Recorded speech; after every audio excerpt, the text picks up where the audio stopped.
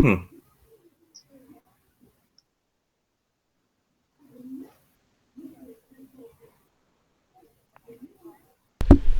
All right, any given Sunday sports special. It's your boy Jesus. I got Steve, who's a little under the weather, but he's battling through. He's being a trooper for us. Yeah, I I also got am. my main man Anthony. What's up, fellas? We took a little bit of time off. We apologize. It's the summertime, man. What you guys expect? We're not trying to be stuck at home shooting videos all day. We got a lot to do.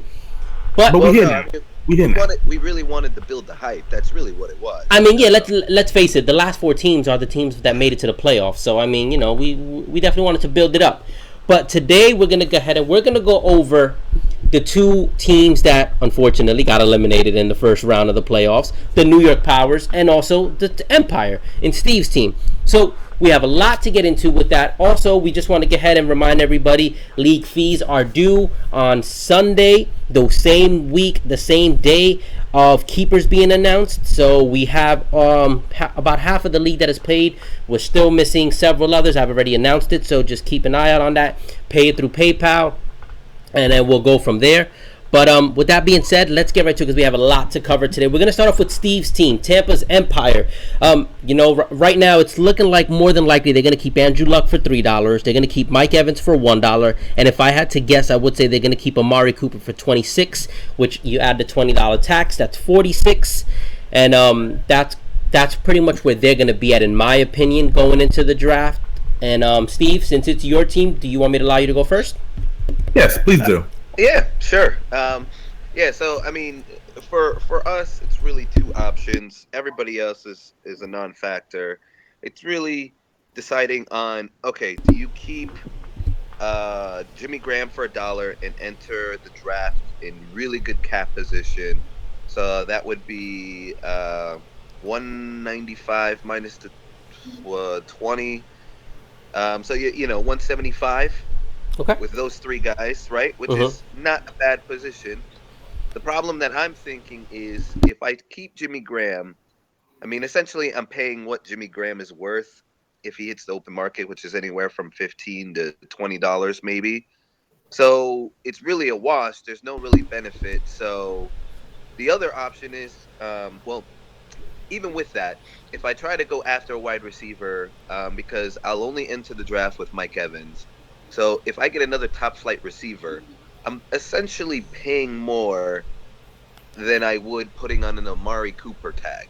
So that's why I've shifted my mind, and I'll probably announce. I agree with you, Jesus, that it's probably going to be Andrew Luck, Amari Cooper, and Mike Evans, and then entering a draft with $150. And here's why. I basically don't have to worry about receivers from here on out. Basically, I can plug those two guys in. Both of these guys are young. They're only going to get better. I mean, Mike Evans, I think he won't put up the same numbers as last year, but he'll be close. Amari Cooper, in my opinion, only gets better this year. So then, essentially, what I can do now is essentially what I've never done before and actually get a quality running back desperately. So now I can shift the attention. I don't have to worry about receiver. I don't have to be in the OBJ sweepstakes and pay a crazy amount. Like I don't have to do that because I'm set. So that's kind of the thinking of the Empire. Is it's a little bit different than before. In the past, we used to grab as many receivers as possible and then filter in some crappy running backs. But it doesn't work. I mean, we make the playoffs, we make the championship games, but the issue becomes is towards the end of the season, these receivers just don't show up or they get sit or something happens. So, the Empire are going to do something different this year and they're going to probably build a more balanced team and probably add a running back or two. So you're going to see a shift in ideology. Um, we'll see if it works, but that's kind of the thinking, and it makes the most sense considering we're now back to 10 teams. It's no longer 8. So it's going to be difficult this year to do that. So um, that's the thinking of the Tampa's Empire is grab the talent that you already have. So that's why Amari Cooper stays, and then try to add some pieces in running back and get some decent guys that you could see for keepers down the road. That's my opinion on my Okay. team. All right. That's fair enough. Anthony, what's your feedback based off of what Steve plans on doing? I think what he's doing is intelligent. Sometimes, with the market demands, you have to make certain changes when it's deemed necessary. And like you said, he realizes that there's a particular weakness at running back. There's consistently been that gap there, and to have an A1 wide receiver in Mike Evans, you hold on to a guy like Cooper, and you still got to look injury withstanding. Doesn't matter. Still with $150, that means you can still get your quality running back, one of the top tier ones if available. And you can do a whole lot. I think his logic regarding Jimmy Graham is sound. Like I said, my personal feelings about tight end is that if your name isn't Rob Gronkowski, everyone else is secondary because he's the only real, true, and decisive decision maker. Like, if you have him on your team, you have a distinct advantage over any other position. Even if you have Kelsey or you have Olsen, doesn't matter. If you have Gronk, okay. If you have anybody else, you kind of see how it goes. So giving up Jimmy Graham, especially seeing how the offensive line has been in Seattle, he hasn't really seemed like himself. I'm not certain how they're going to run that offense. Like I said, they picked up Eddie Lacy, so they might be going more running back heavy, trying to protect Wilson or something to that degree. Who knows? But is it worth it to spend the money on Cooper? Yeah, because like I said, the wide receivers that are there, they are going to be there, but they are of limited availability. You're going to have a Beckham out there. You're going to have a Jordy Nelson out there. You're going to have a Des Bryant. But if no one else has them, everyone is going to be forced to bid on them. So they're going to go well above 46, well above 56, maybe well above 66. Doesn't make a difference if you have a guy at that price. As a matter of fact, you can keep those three guys for the future. And it's a brilliant play because all you need to find is like a running back I need to plug in every single year. This guy, that guy, this guy, how's this guy doing? Now that guy doing? I think it's a smart move what Steve's doing. I think it's glad he's finally realizing, like, I need to do something different to not only stay competitive, which he's been, but he want to try to push himself to a championship level. And having Evans and having Luck and having Cooper, who thinks going to have a dominant year this year, should put him right over the top. So I think all in all, it's a great job. But Zeus, you brought us all here together. Let me know what you think, boss. Yeah, man. So I actually think Steve doesn't have a choice. I think he has to do Cooper and over Jimmy Graham, just because I don't even think Jimmy Graham goes for $10 in the draft. I'll be honest with you. He hasn't given any reason of why he's worthy of $10 in the draft. So, in essence, paying $20 for him, you're overpaying by quite a bit. So I actually think no, it has to be Amari Cooper. With that said, while I was a fan of Amari Cooper coming out of college, I have little by little become less and less of a fan of his because I don't see the consistency in his game. I don't feel he has the breakaway speed. I don't feel he has all of the strength to be able to fight through the extra to get extra yards. I feel he's a good number 2 receiver. I don't feel he'll ever be a number 1 receiver at any point in time in his career for fantasy wise. As far as for Oakland, yeah, I guess so, because there's really, it's between him and Crabtree. So, okay, he's a number 1 for that team. But I don't think he's a number 1 overall in fantasy. And in essence, paying $46 for him, you're kind of putting him around that range. But because Steve has Mike Evans, it kind of puts Amari Cooper where he belongs, in that number 2 slot. So that's why it makes all the sense in the world for him to keep Amari Cooper. With that being said, as far as Steve's game plan to go ahead and say, I'm going to spend my money on a running back, I actually am in disagreement with that, because I'm of the belief you stick with what you're good at. And Steve is good at picking receivers. He's not that great at picking running backs. He's not horrible at picking running backs. He's not as bad as I am at picking running backs, but he's not great at it either. So to me, I'm a strong believer in you stick to your strength, you stick to what got you there. So you go out, you get yourself whatever you want to get, a Des Bryant, whatever top flight receiver you can find out there is what I think his primary focus should be. And then the running backs, he's made it to the playoffs, if I'm not mistaken, more than 50% of the time that he's been in this league. Correct me if I'm wrong, but he's batting over 500. As far as making the playoffs with his current strategy. I don't want to see him veer off that road, because by doing that, now he run the risk of not making the playoffs. And I know one of the years that he tried something different was the year he didn't make the playoffs, if I'm not mistaken also. So I kind of don't want to see him do that. But as far as what I think his main focus should be going into the draft, I think it 100% should be going out there getting another top flight receiver. And I think one of the guys that I'm looking at that I'm saying, you know what, he definitely needs to focus on is a guy like a Dez Bryant. Now we all know Dez Bryant has injury problems. I'm not even gonna sugarcoat that. The guy doesn't know how to stay healthy in any which way, shape, or form. He just can't do it. He's not capable of it. But with that also being said, we all know when Dez Bryant is focused and Dez Bryant is healthy, he's one of the best in the league, in the entire league. I think a Dez Bryant is a guy. I think a Jordy Nelson's a guy. Michael Thomas is a guy. So those are the people that I think he should be looking at. DeAndre Hopkins. Those are the guys, Steve, that I think you should be focusing on, as opposed to saying you're going to try to go ahead and you're going to go after. I'm taking a look at the running backs right now. Devonta Freeman's not going to be out there. Gordon's not going to be out there. So you're looking at, I'm going to give you, Bell's not going to be on the board. Johnson's not going to be on the board. Elliott's not going to be on the board. McCoy's off the board. Freeman's off the board, and Gordon's off the board. So the next man up is is Josh Howard from Chicago. Now, he had a good rookie season, but we don't even know if that was a fluke. So then you got DeMarco Murray, who's off the board. Then you have Jay Ajayi. We don't know if Jay Ajayi was a fluke either. The dude's already dealing with concussions. So then we go to Leonard Fournette. Now, with Leonard Fournette, I'm okay with you going after because he's not going to cost you $70 or so. Just be careful you going for the number one running back or you going for the top running back available, because that's never been your style. Your style is getting receivers. That's how you win games. I've seen you do it. You've been successful at it. Yeah, you've gotten unlucky come playoff time, but we've all dealt with that. So that's just my opinion. I think you get yourself you get yourself several mid-tier running backs, but you still go out there and you go for the home run on one more receiver. Well, I do want to say something. I do disagree with you on the Amari Cooper statement, because if you look at Amari Cooper's numbers last year, he put up 1,153 yards last year. Yep. In comparison, Mike Evans put up 1,321. So it's a difference of 200 yards there, we'll say. Right? That's 20 points. Yep. In the grand scheme of things, that's not a lot, right?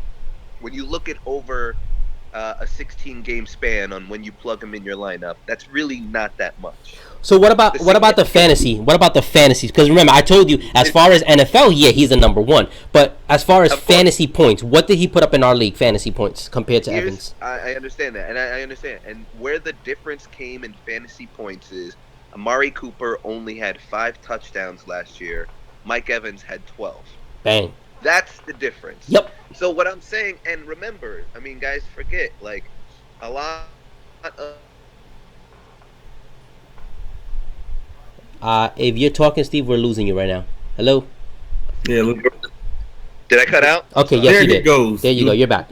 Okay. So, as I said, last year, there was a difference between their styles in Oakland. And Oakland didn't throw the ball in the red zone to Amari Cooper a lot, right? Yep. They didn't need to. They had what's his name on the other side who was catching Crabtree. a bunch Crabtree. of touchdowns. Crabtree. Exactly. Yeah. So, I don't think that continues. I mean, Crabtree's getting Amari be the number one guy. So, you know, I think the touchdown total goes up, and I think it's going to be, I'm not saying he's going to get 12, but I'm saying he's not going to get 5 either. So that's why I think Amari Cooper will be a legitimate number one. I'm not saying he's going to be the top guy like Brown, but I'm saying he's going to be better. I mean, I hear you, and again, Steve, you know me, I think it's fun when you're doing well in the league, so that's why, but they got Marshawn Lynch for a reason.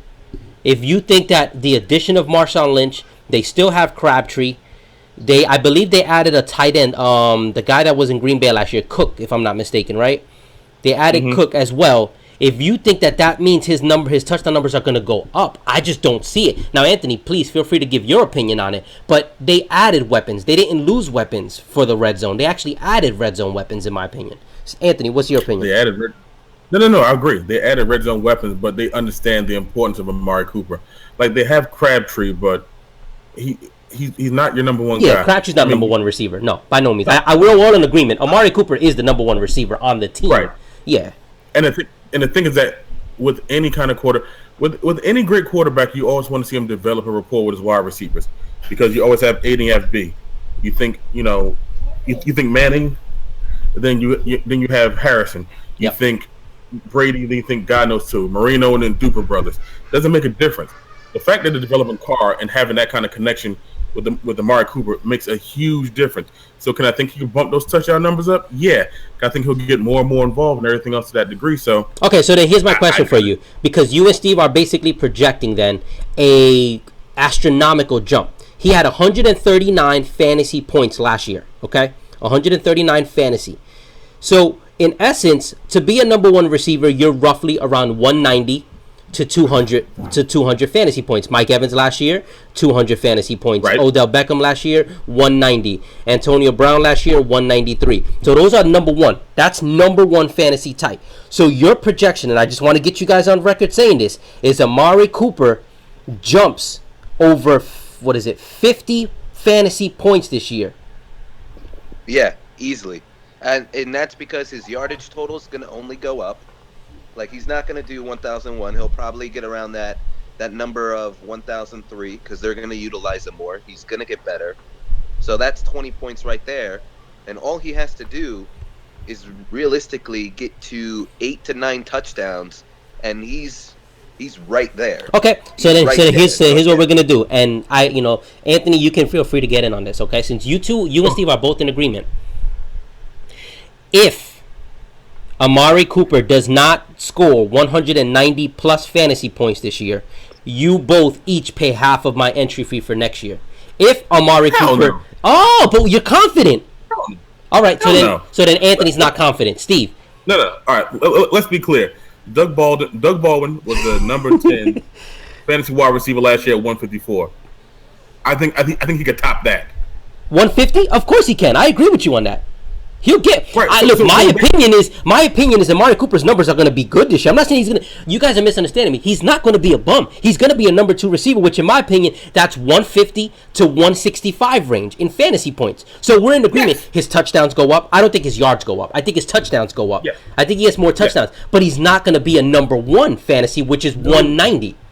No. But that's the thing. If you have Mike Evans, you have a top 3 or top 4 guy. You're hoping that Cooper becomes a top 10 guy. Number 1 receiver on the team, but a top 10 guy in fantasy, which is more than enough.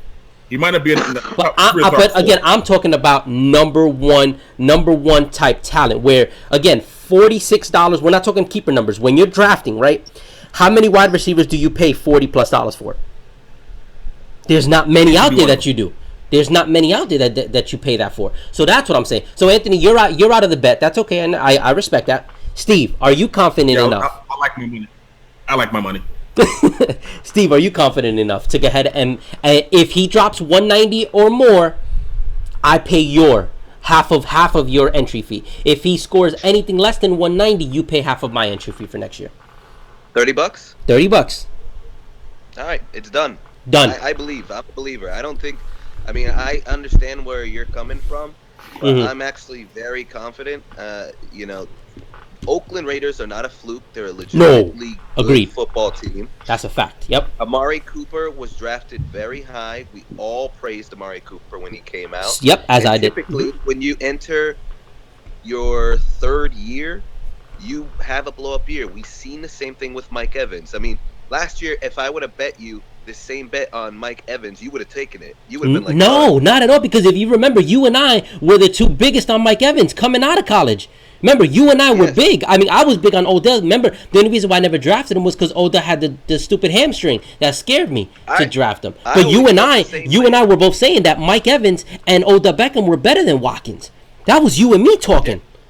I know, I understand that, and I am saying that I've always been a fan of Amari Cooper. I just knew it would take a little bit longer. I feel like this is the year. If you're going to jump on the Amari Cooper bandwagon, you do it this year, which is why I'm taking the plunge, because I'd rather have him now and blow up. You know what I mean? Yeah. If I can't find another keeper, I can move him. But to me, he's already put 1,153 yards last year. That's not a fluke. That's actually pretty damn good. On a running offense.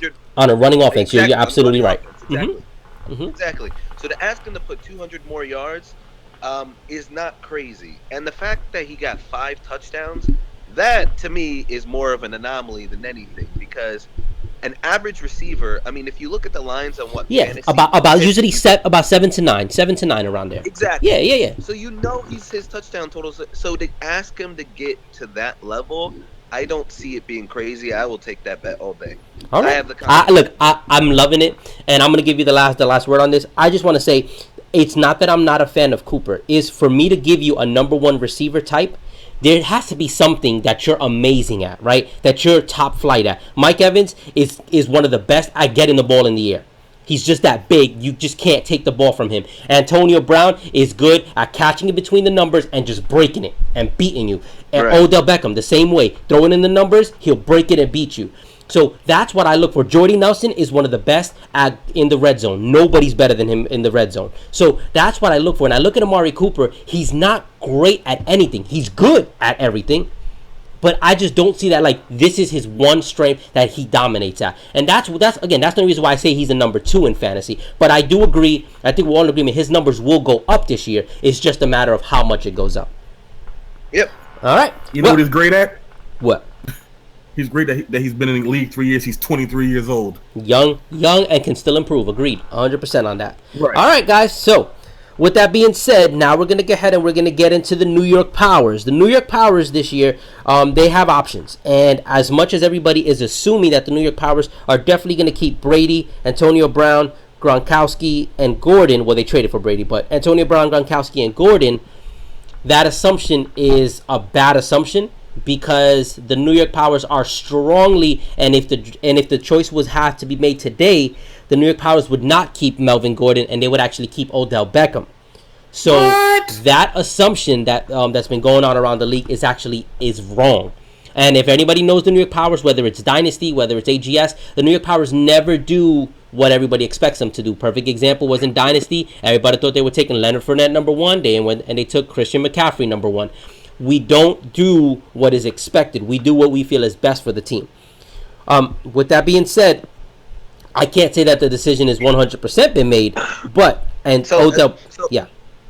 go first, my friend. I will. Walk us through the logic of what you want to do, and then we'll comment. Yeah, so, I mean, number one, first and foremost, I think it's pretty clear, and I think everybody would agree, the New York Powers have gotten over the hump of not being able to make the playoffs. I think 2 of the last 3 years they've been in the playoffs. They've been a top seed in the playoffs. They've led the league in scoring, I believe, once in the last 3 years, and then been top 3 2 of the last 3 years. So, as far as regular season goes, they've gotten over that hump. Now it's, okay, getting over the hump of in the playoffs. Last year they lost Gronkowski and Melvin Gordon, I believe, just before the playoffs started. No, I believe they lost Gronk at the playoffs, and then they lost Gordon just before the playoffs started. So, you know, that was a hard pill to swallow. So going into this year, what do the New York Powers say they have to do? They have to just bring the band back together again. Because if they were healthy, Anthony would freely admit this. Anthony said it last year on the show. That was the one team that Anthony didn't want to see in the first round. We were calling Steve out because Steve didn't want to pick either myself or Anthony to play in the first round. He went ahead and he picked, I believe it was Rich, to play in the first round. Yep. So, Word. I still got a problem with that, man, because you should have caught that fade in the first round, but that's neither here nor there. Well, he did catch the fade in the first round by Rich. Yeah, I got it. It didn't matter. But with that being said, so it's the logic of bringing the band back together again. If the Powers let Odell Beckham go, the chances of them getting Odell Beckham back are slim to none. If the Powers let Melvin Gordon go, they have a better opportunity and a better chance to bring Melvin Gordon back than they do to bring back Odell Beckham. So that's the simple logic of it, is what is the financial possible way to bring the band back together? And realistically speaking, if Powers let Odell Beckham go, they are not getting him back. That's just a fact. That's not a debate. That's a fact. They're not getting him back. So why even let him hit the market in this case? So that's the thought process behind it all. You know, if they let Odell Beckham go, they'll be at 121. If they kept Odell Beckham, they would then trade Brady, which they do have a deal in place, which has them around almost $100 still to spend once they trade Brady back. So again, it comes down to what exactly makes sense and how can they bring this band back together. Any of you guys want to go? Feel free. Do you really want to bring the band back together? Absolutely. When that band was healthy, they were dropping 120 in their sleep. Absolutely, I want to bring them back. I'll be honest.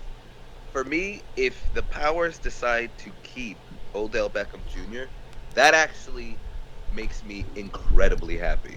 I will not even lie. Yep. Because Melvin Gordon now becomes the new guy I target. Absolutely. Fact. It should be. All right. So he becomes the best running back available out there, right? Immediately. here's the problem.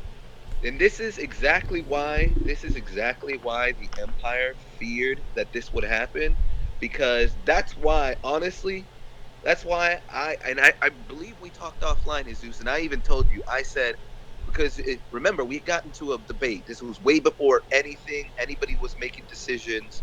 Like, we had a debate, and I said, no, wide receivers are going to be a few and far between. Yeah. And you said, no, it's going to be running backs. Yep. And I kept telling you, no, I have this feeling that everybody last minute is going to switch their mind to receivers, and all the top flight guys are going to be gone. Yeah. I And remember if you that do conversation. If you do this, my theory comes true, because now Rich has now got to consider keeping Julio Jones again. Oh, he is keeping Julio Jones. That's not even a debate. He's keeping Julio Jones. So here's the thing.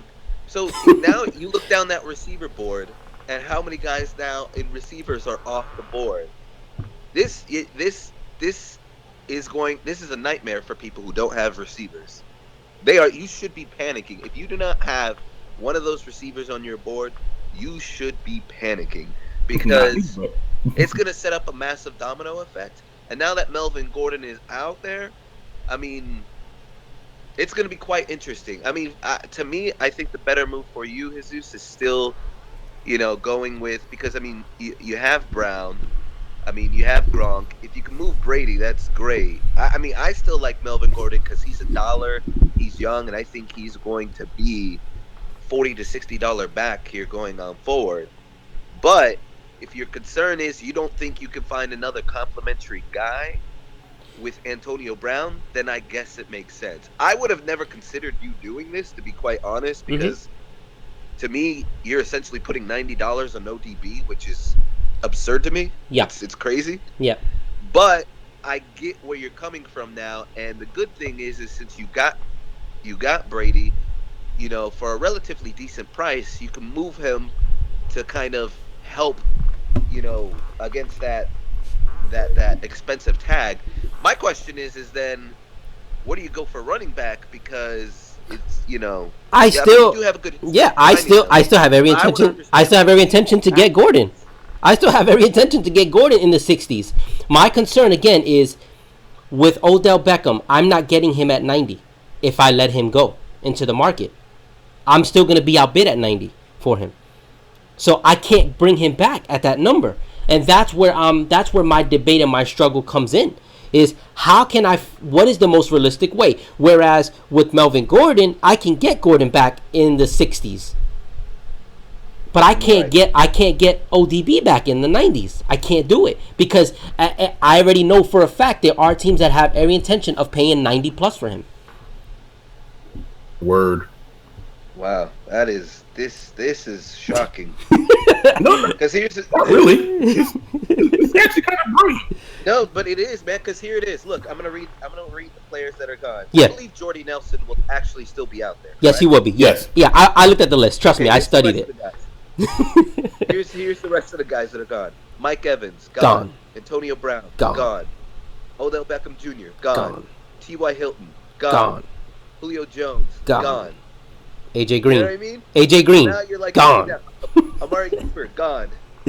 Yeah, like, you're right. Look, man, you're right. But then again, if you look at the running back position, let's look at the running back position. Bell, gone. David Johnson, gone. Zeke Elliott, gone. LaShawn McCoy, gone. Devontae Freeman, gone. And then, okay, you got Melvin Gordon. If I let him go, he's the one good guy, but he's basically the Jordy Nelson on the running back side of things. And then Howard, Howard, we don't know what Jordan Howard is. I get that. I get you don't know what Jordan Howard is, but Jordan Howard finished in the top 10. All right, Jay Ajayi was right there. He was flirting with the top 10. You see what I'm saying? I mean, so did Michael Thomas. So did Michael Thomas. I get that, and Michael Thomas is going to be good. I mean, I don't personally like him, but he's the only guy there. I think he'll still be up there. I mean, yeah, these guys are not your wholesome name brand guys. It's slim pickings either way, man. I hear what you're saying, Steve, but it's slim pickings either way. At either position, it's slim pickings. It just comes down to, do I, what do I rip off to get off of my body? Because I'm gonna get hurt either which way. It's just the way it is. This isn't a 4-keeper league. If it was a 14-keeper league, I'd be celebrating, doing backflips, because I'm keeping all of them. But I can't do it. 4-keeper league, I wouldn't play. Yeah, you might as well just call it a dynasty. Yeah, might as well be dynasty. You know what I mean? So, but you know what I'm saying. So I can't. It's just impossible for me to do it. So. Well, we'll see. But Anthony, I'm sorry, we took all of your airtime up. There's nothing to discuss. I really want you to keep Beckham, man. It just upset the apple cart, and I just want to see people sending you angry texts like, "I had money wait for him." I was like, "Well, it sucks to be you. It's the way life goes, man." If you want him, see, here's the thing: when you guys hear this podcast and you hear what he's telling you, there's a very real possibility he's going to keep him. Call his bluff. If you really want him, go buy him. Yeah, buy him. Go to town, man. Go to town, because you got no other choice. If he says he's really going to keep him, and you guys really, really feel that way, go buy him. Players, because I know exactly. I know Jesus, and he will not trade him for money. He will trade for players. That's right. And he would get it. So yeah. I agree with you, Ant. If you want to call this bluff, you pick up the phone and you call. And again, I think for those of you guys that aren't in Dynasty, Steve and Anthony know that I don't do usually what's expected. Everybody, it's just how I do. I study the situation. I do what I think is best for my team. I passed on Leonard Fournette in Dynasty when everybody thought that was the obvious move to go with, and I went with Christian McCaffrey. I don't do what's expected. That's never been my style. Never has been. It never will be. It's just how I roll. So yeah, I mean, we'll see. If I'm not mistaken, I traded AJ Green last year. You guys remember, for Odell Beckham. Everybody's like, what are you doing? AJ Green's only $5. Odell Beckham $70.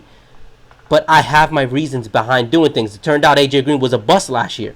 So it's just coming down to whatever I have to study. But we'll see. That's what makes this beautiful. Fellas, that's our show. Real quick, we just wanted to go ahead. There was a trade that did happen in our league that we didn't really touch on. Literally, guys, we got 2 minutes to touch on it. So I'm going to give us that time. Dennis sends Shady McCoy and $10 to Pops for Todd Gurley. Your thoughts on that trade, guys? Pops won the trade, in my opinion. Pops basically kept the better guy with less risk and didn't really have to give up much for it. From Dennis's side, I'm trying to think this through. I mean, for this year, I feel like he took a step back. For future years, I would if he's thinking about the future, it was the right move. But I think Dennis took the risk this year and took two. But he's got, of all the people, he probably has the most risk to give up. So I understand kind of why he did it. So that's my thoughts on it from a quick perspective. Yep. And Anthony? Pops won. Shady's good. Todd's trash. Go ahead. My opinion actually is I was okay with the trade until Dennis paid $10. If it would have been a straight up deal, because Dennis is at the point where he knows, realistically speaking, he's probably not competing for a chip this year. He's trying to develop keepers. He's trying to build a team where he has keepers to go on down the road. And he's starting to get there. Kirk Cousins for $1, T.Y. Hilton for $8. Now he has Todd Gurley for $32. Again, Todd Gurley with Jeff Fisher there was just not going to get it done. I do think with this new head coach in town, I think Todd Gurley is going to get better. The offensive line, they spent money on it. They improved the offensive line. So I'm a big fan of Todd Gurley. I actually tried to get him in another league. So I'm a fan of it. I just think for Dennis to be giving up the better player and then having to give cash on top of that is just absurd for me. Because Pops, there's no way Pops was able to keep Gurley anyways, in my opinion. Pops is going to have to let Gurley walk. So that's my only issue with it. But I do think long term, it's a good move for Dennis. I just wish he would have held off on that $10 because that may come back to bite him on the draft. Yep. With that being said, that's our show. Everybody stay safe, be safe. We got one more show left, and that's covering the champion, Mr. Anthony Austin over there, and Rich, ding, ding, ding, ding. and Rich as well. So stay safe, be safe. We are out, everybody. Peace.